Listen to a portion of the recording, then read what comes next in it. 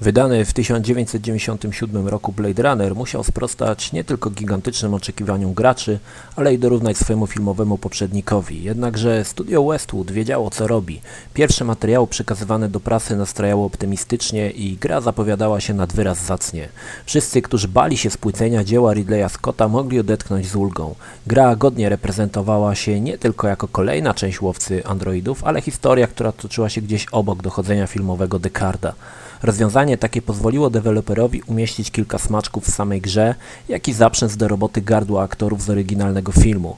Na osobną uwagę zasługują doskonale wykonane lokacje, które nawet dziś, po tylu latach, nadal potrafią cieszyć oko. Przeniesione z ogromną pieczołowitością na ekran komputera zachowały sugestywny klimat filmu. Ciągła noc, dym i siąpiący deszcz towarzyszące głównemu bohaterowi doskonale podkręcały i tak niesamowity klimat produkcji.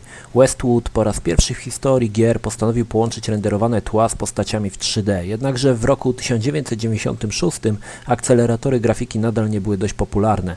Aby nie odcinać sobie drogi dotarcia do mniej zamożnych graczy, postanowiono wykorzystać grafikę wokselową przy generowaniu postaci. Sama technika nie była nowa, wykorzystano ją już przy wydanym w 1992 roku Comanche Maximum Overkill. Zabieg ten pozwolił wszystkim graczom cieszyć się tytułem. Niestety postać wokselowa sporo odstaje od dopracowanych renderów i sprawia wrażenie wklejonej na siłę. Oprócz grafiki, Blade Runner bronił się także świetnym scenariuszem. Fabuła w większym stopniu nawiązuje do książkowego Łowcy Androidów. Mamy więc rzeź zwierząt przez bandę replikantów. Kto czytał, ten wie, dlaczego to takie ważne. Czasami wydawało mi się, że gra aż za bardzo stara się kopiować film. Wprowadza to trochę dziwaczny efekt, przykładowo walka z replikantami na tym samym dachu, gdzie Deckard kończy swoją walkę z Royem Betty. No trochę przesada, ale wybaczam.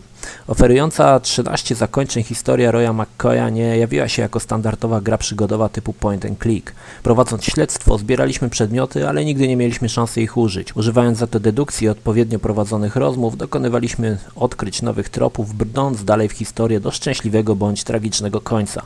Nasz bohater mógł użyć także broni palnej, często zabijając niewinnych meneli, którzy napotoczyli się pod lufę. Od nas zależało, czy ukryjemy zwłoki i udamy, że nic się nie stało, czy zlejemy chowanie się po kątach i staniemy samemu przeciw wszystkim. Na ówczesne standardy gra również zachwycała renderowanymi przerywnikami, które nawet dziś mogą się podobać. Wykonanie postaci i animacja stały wtedy na najwyższym poziomie. Ciekawym elementem rozgrywki był tzw. real-time adventure game, czyli większość postaci działała na własną rękę, poszukiwali śladów, mieli własne sprawy i cele. Urealniało to rozgrywkę i dawało poczucie przebywania w prawdziwym świecie, jednakże sam pomysł nie był nowy. Tzw. virtual theater wykorzystano już w staleńkim tytule Lure of the Temptress, gdzie postacie także nie stały jak kołki w jednej lokacji, ale wykonywały swoje zadania i można je było spotkać w różnych miejscach. Gra jest niestety bardzo prosta, ponieważ ślady, których nie znajdziemy, znajdą nasi towarzysze i wcześniej czy później uzyskamy do nich dostęp. Co prawda można zginąć w paru miejscach, ale nie jest to nagminne. Ciekawostką jest to, że używamy większość znanych z filmów gadżetów, a więc Esper do powiększania zdjęć oraz kultowy test Voigtkampfa, którym testujemy, kto jest replikantem, a kto nie. Dziś gra nadal może się podobać, jednakże musimy przymknąć oko na niską rozdzielczość oraz brak możliwości włączenia napisów. Sama historia wkręca jak dawniej i wszyscy fani filmowego oryginału powinni się z nią zapoznać. Edycja pudełkowa to dziś rzadkość, oczywiście na aukcjach trafiają się okazje, aby kupić tę grę w wersji premierowej, jednakże pełny zestaw z Big Boxem i instrukcją to raczej rzadkość. Dla osób pragnących iść z duchem czasu został wydany remake Blade Runnera w wersji na płycie DVD. Jednakże nie oczekujcie lepszej rozdzielczości czy jakichkolwiek usprawnień. Jest to nadal identyczna gra wierna oryginałowi z 1997 roku. Dla fanów cyberpunka śledztwo McCoya to pozycja obowiązkowa.